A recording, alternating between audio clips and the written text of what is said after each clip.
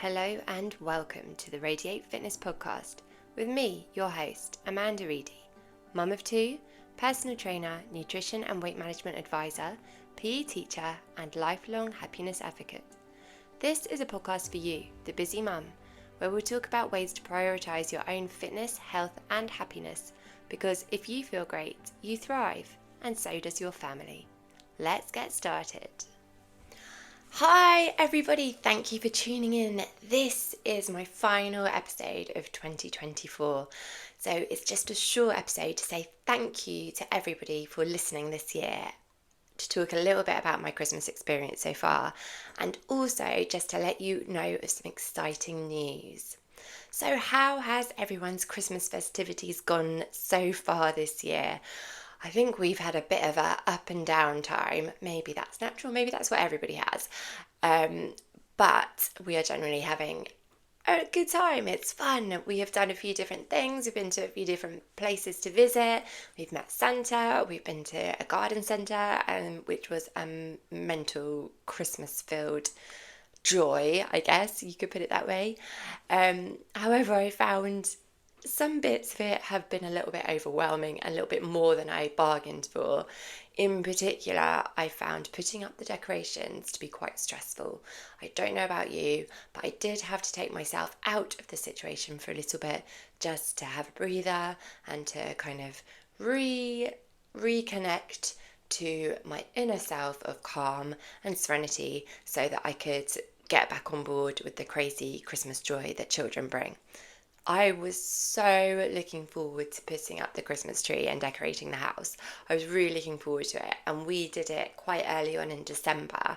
The kids were so excited too. They just could not wait. I'm not really sure what I envisaged in my head.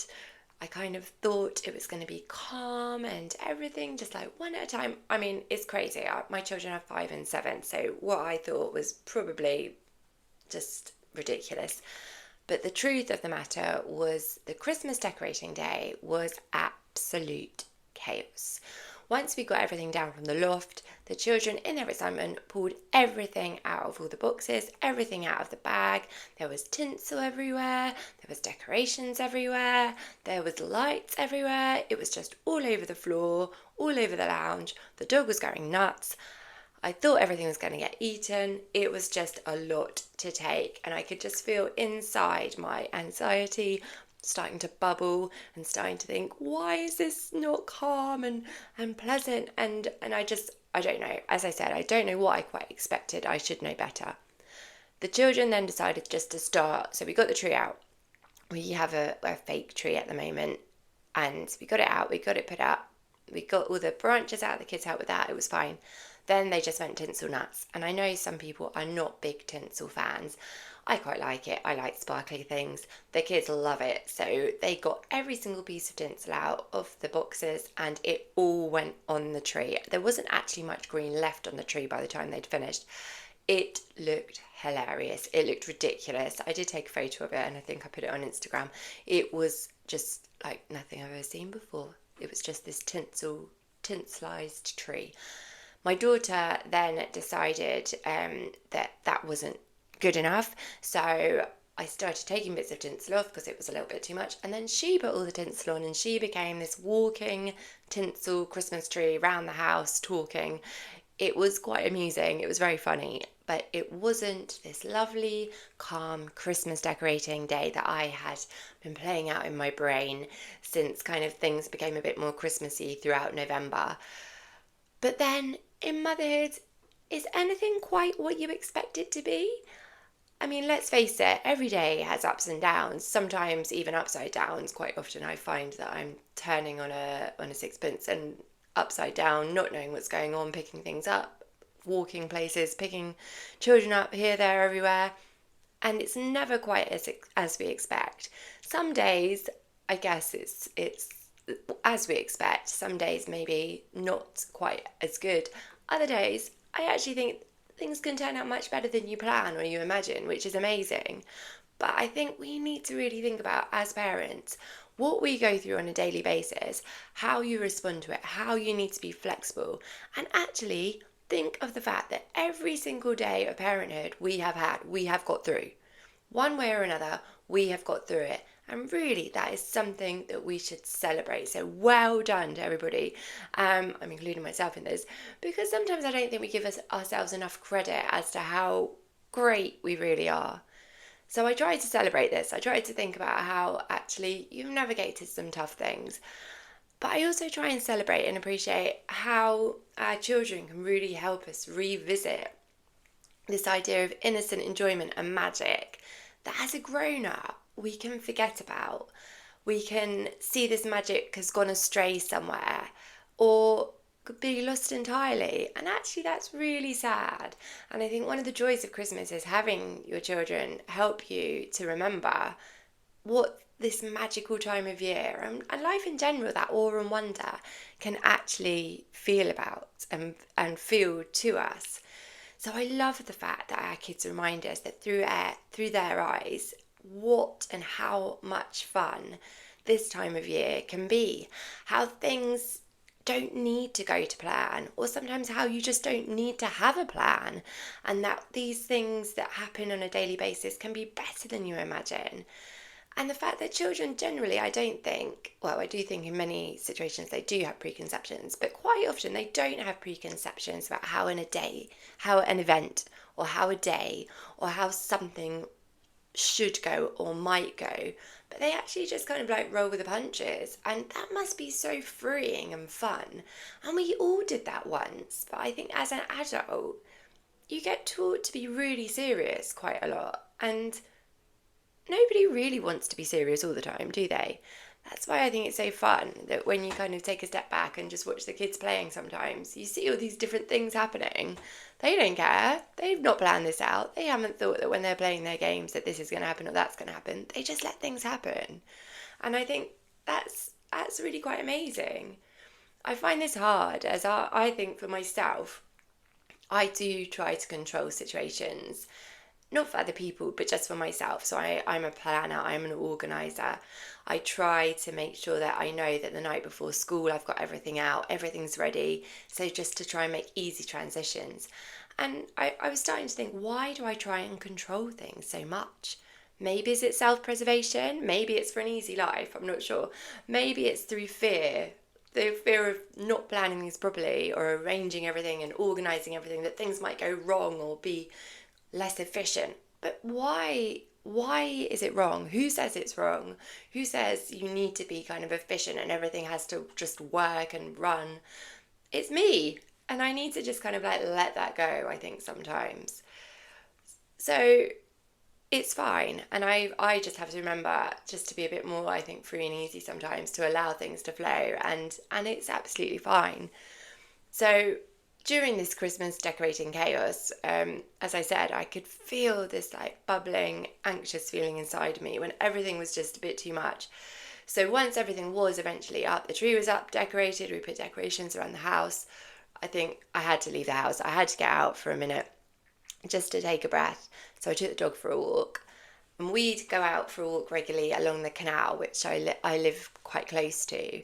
During the day, I really don't mind it, it's fine, but it was getting dark by now. I know it wasn't very late, but it was about 4 o'clock in the afternoon, and at the moment, the sun is setting, it is getting dark at that time here. So I was like questioning whether I should go along the canal, because it's very dark, there's no lights down there, and it feels a bit scary. But I kind of did that whole feel the fear and do it anyway. I was like, I need to get out, the dog loves going down there, so off we went.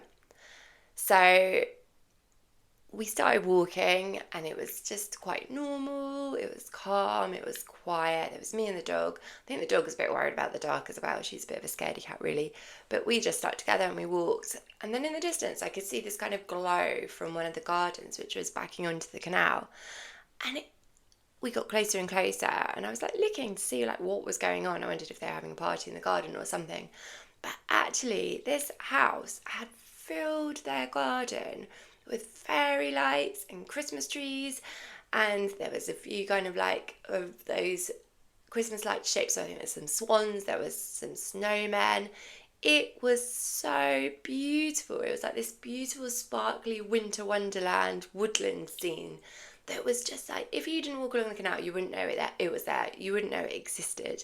And at this time of day when it was getting dark, the twinkliness of it all gave such warmth and joy and glow that it really improved my mood. It really lit me up. And it gave me a sense of, actually, this was exactly what I needed. And I think this then made me think about this whole reflection of the day and how sometimes things happen that you don't expect. Sometimes, as I said, they can be worse than what you thought might happen, but sometimes things happen and they are better. And it really gave me one of these moments of magic that I hadn't expected. It put things back in perspective, why life can indeed be wonderful and full of awe, and how children find the world around them and have all those lovely questions and just want to know more and look at things through fresh eyes. And how, as adults, I know I do especially, I need to try and embody that a bit more.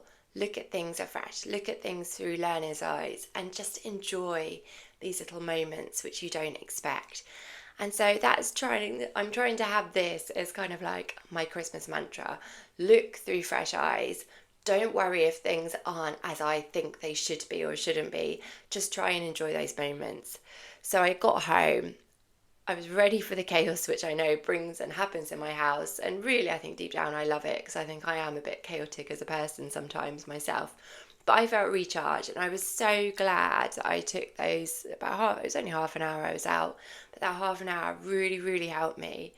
So I just wanted to remind you all that I have made a free Conquer the Chaos mini guide for you guys to download if you feel that it's all too much over Christmas and you just need a couple of minutes or a couple of ideas to help you get out of a situation and restore a frazzled mind to a sense of calm.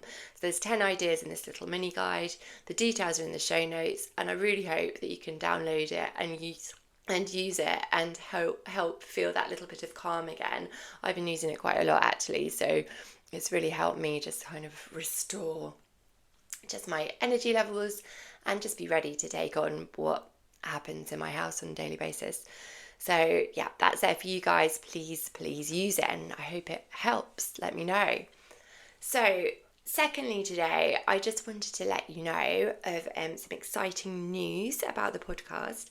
So as you know, my main goal with this podcast is to help give simple, actionable ideas to help as many mums as possible to improve their happiness, their health and their fitness, throw in a few stories along the way, hopefully raise some smiles, and just realise that as parents, as mums, we are all in this together to try and create a community where we can be open and honest and just try to improve our lives so that we find everything a little bit easier, a little bit happier, and that we really, really can thrive.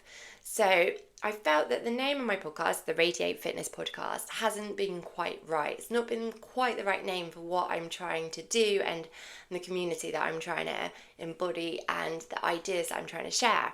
So whilst Radiate Fitness will continue to be my business name, from next year, the podcast is now going to be called the Happy Thriving Mums Podcast. And this, I just believe, is a better name, and it kind of shows what I am really trying to help you guys achieve. So this is the name. That's the name. Happy Thriving Mums Podcast 2025. It's going to be a big deal. So the show is going to continue to have weekly episodes where I'll discuss a range of different things linked to fitness, nutrition, habits, routines and happiness amongst the throes of motherhood. But I'm also really excited that from next year I'm also going to have some guests on the show. So the guests are going to be all amazing women who have got small businesses. Mainly, there might be some other people that I talk to too, but they're going to talk about what they do and how they help women to improve their happiness and thrive, as well as I will talk to them a little bit about what they do themselves to be happy, thriving mums. So it's going to be really cool finding out different people's stories and seeing how they help other people to thrive. In addition to this, I'm going to be offering some free Happy Thriving Mum mini coaching sessions to you, the listener. And what my plan is for those is that we will record those and they will be played out on the podcast too. So I'm so excited about this rebrand and these changes that are going to happen to the show. And I hope that you really, really enjoy them. And I'm really looking forward to sharing this content with you next year. So until then, my 3 things for you to try to help you thrive this week and to finish 2024 are these. Firstly, make sure you take some time for yourself. Whether you go large, go to the spa for an afternoon or a day if you can, with some friends, that would be amazing. Or if it's just taking 5 minutes each day just to take yourself away from the situation, have a breather, have a cup of tea, have a sit down, re-energize and regroup, ready to get on with the rest of your day and what is going on around you. It really, really helps.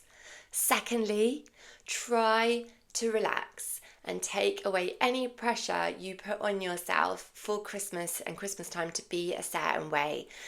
We are so often feeling the pressure of perfection and that things should be a certain way, looking at Instagram, social media, all these things, these perfect Christmases. Quite often they are all fake, and I think deep down we know that, but it still can make us feel pressure for things to be a certain way. I'm going to really try and lean into the fact that things might not go as expected, but can still be really fun and can actually work out better than you ever imagined. So that is going to be my kind of Christmas mantra. Thirdly, I really hope you have a very Merry Christmas and a brilliant start to 2025. And I cannot wait to talk to you next year on the Happy Thriving Mums podcast. Have an amazing Christmas. Bye.